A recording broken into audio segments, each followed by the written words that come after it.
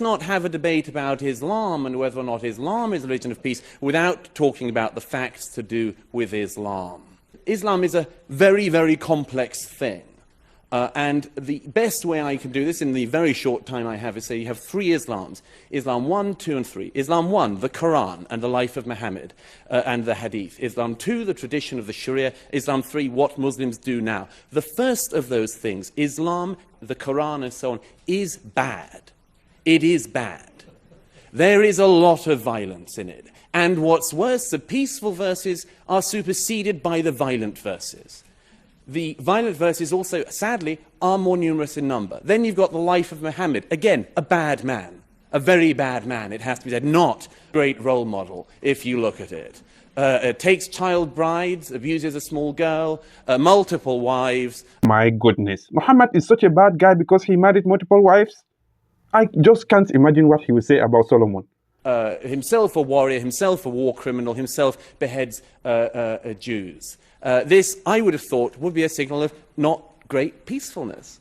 Of course, Muhammad was such a bad person, but he never ordered his army to annihilate an entire community like our peace-loving Jesus did in the Bible. Yes, of course, Muhammad was such a bad person that he forbade his army from cutting down trees or killing animals. Muhammad was such a bad person that he forbade his army from attacking a church or a synagogue. Muhammad was such a bad person that he forbade his army from attacking the women, children, and the elderly. Muhammad was such a bad person that he forbade his army from attacking the non-combatant. Muhammad was such a bad person that he stopped his army from ever attacking a monk or a priest. Of course, Muhammad was such a bad person, but he was not Hitler. Muhammad was such a bad person, but he did not cause the First World War. Muhammad was such a bad person, but he did not cause the Second World War. Muhammad was such a bad person, but he did not cause the Hiroshima and the Nagasaki bomb blast. We cannot say enough, guys, but I'm very sure you cannot afford to miss this spectacular conclusion from Mehdi Hasan. May Allah bless him.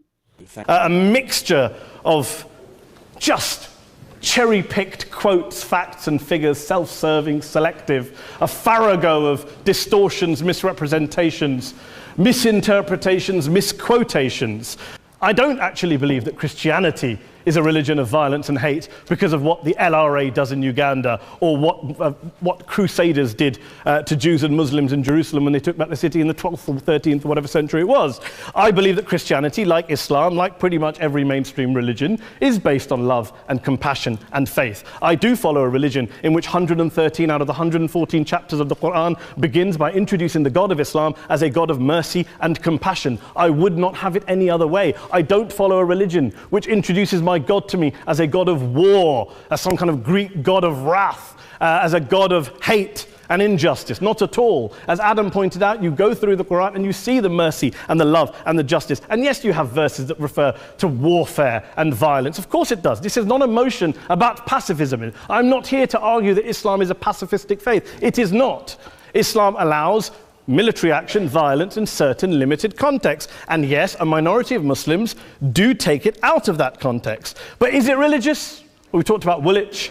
Daniel and Anne-Marie have suggested that it's definitely religion that's behind all of this. Well, actually, listen to Professor Robert Pape of the University of Chicago, one of America's leading terrorism experts, who, unlike our esteemed opposition tonight, studied every single case of suicide terrorism between 1980 and 2005, 315 cases in total. And he concluded, and I quote, "There is little connection between suicide terrorism and Islamic fundamentalism or any of the world's religions. Rather, what nearly all suicide terrorist attacks have in common is a specific secular and strategic goal to compel modern democracies to withdraw military forces from territory that the terrorists consider to be their homeland."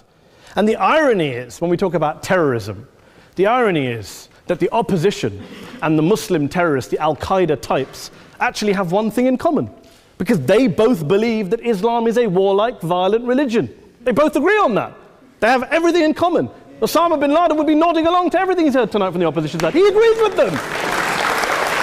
Please do not go away without subscribing. Turn on the notification button and share this video. May Allah bless you as you do so. Wassalamu alaikum.